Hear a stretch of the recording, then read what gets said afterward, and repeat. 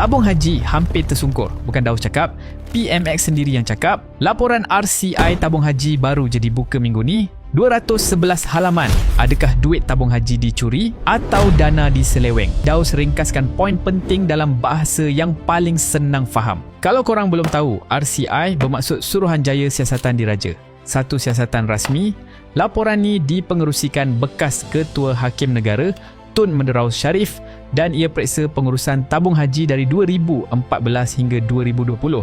Ia disimpan hampir 4 tahun. Baru dibuka kepada umum oleh JAKIM pada 29 Julai. Parlimen akan bahas dalam sidang khas 11 Ogos. Jadi apa sebenarnya yang terjadi? Jawapan ringkasnya begini. Bayangkan korang bagi duit raya setiap tahun. Banyak. Semua orang gembira. Tapi duit tu bukan dari gaji majikan. Ia dari duit tabung korang sendiri. Tahun pertama okey. Tahun kelima tabung tu kosong. Sekarang zoom out sikit. Bayangkan satu tabung simpanan sekampung. Setiap bulan orang kampung masukkan duit sebab mereka nak pergi haji. Ada jawatan kuasa yang jaga tabung tu. Hujung tahun jawatan kuasa umum bonus, semua orang gembira. Tapi ada satu masalah. Untung sebenar tahun tu tak cukup nak bayar bonus sebesar itu. Jadi apa mereka buat? Mereka ambil sikit dari duit pokok orang kampung. Campur, panggil ia bonus. Tahun pertama tiada siapa perasan. Tahun kelima, tabung tu dah menipis dan orang kampung masih ingat tabung mereka sihat sebab bonus tak pernah kurang.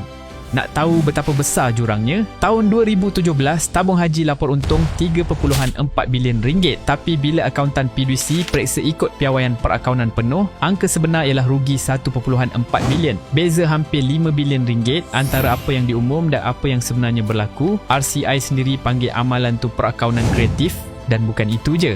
Duit simpanan dibawa masuk ke projek hartanah dan ladang, sedangkan RCI dapati tabung haji tak cukup kepakaran dalam bidang tu, sebahagiannya rugi. Bonus kaki tangan pula antara 2 hingga 13 bulan gaji. RCI syorkan audit forensik ke atas 14 pelaburan bermasalah dan menurut RCI, keputusan hibah dipengaruhi unsur politik, bukan kemampuan kewangan sebenar. Sekarang bahagian yang paling ramai tak sedar, kalau ramai pendeposit keluarkan duit serentak, ini boleh jadi bank run. Dan kerajaan terpaksa aktifkan jaminan bawah Akta Tabung Haji. Setakat Mei 2022, liability kepada pendeposit dah lebih 88 bilion ringgit. Ini bukan lagi masalah satu agensi, ini masalah negara. Tapi jangan panik.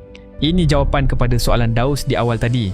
Pertama, RCI tak label ini sebagai salah guna kuasa. Laporan sebut ia gabungan hibah tak mampan, pelaburan berisiko, perakaunan tak sesuai dan kelemahan tadbir urus. Kedua, tabung haji hari ini bukan tabung haji 2017. Daripada 25 syur RCE, 75% dah dilaksana. Hibah 2025 diumum 3.5%, tertinggi dalam 8 tahun. Jadi apa kesimpulannya? Dividen tinggi bukan bukti pelaburan sihat. Tanya dulu, duit tu datang dari untung atau dari modal korang sendiri yang dipulangkan balik? Dan cerita ni belum habis. Pada 11 Ogos, Parlimen akan bahas laporan ni dalam sidang khas. Di situ nanti kita akan tahu siapa yang dipertanggungjawabkan dan apa yang kerajaan akan buat dengan baki 25% syur RCI itu. Daus akan buat sambungan lepas sidang tu. Follow supaya korang tak terlepas. Dan kalau mak ayah korang ada akaun tabung haji, share video ni pada mereka. Mereka berhak faham duit mereka sendiri dalam bahasa yang senang.